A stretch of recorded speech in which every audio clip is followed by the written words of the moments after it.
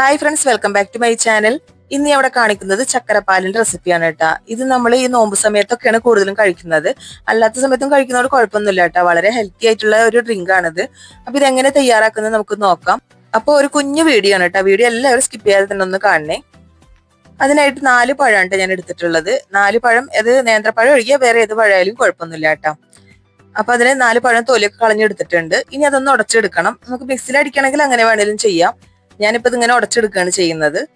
അപ്പൊ ഞാൻ മുമ്പ് പറഞ്ഞല്ലോ, ഇത് നോമ്പ് സമയത്താണ് കൂടുതലും കഴിക്കാന്നുള്ളത്.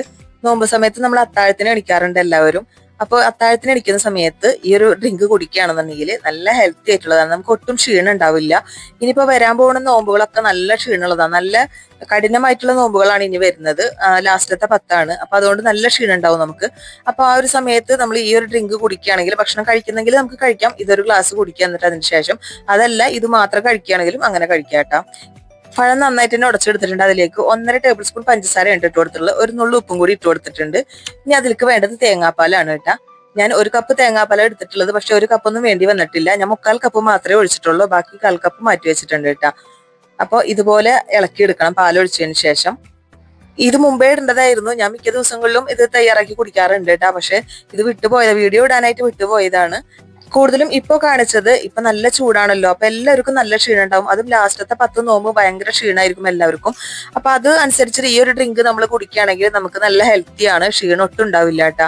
അതുകൊണ്ടാണ് ഞാൻ ഇത് നിങ്ങളിലേക്ക് എത്തിച്ചത്. അപ്പൊ ഞങ്ങളുടെ ഇവിടെ തന്നെ ചക്കരപ്പാൽ എന്നാണ് പറയുക.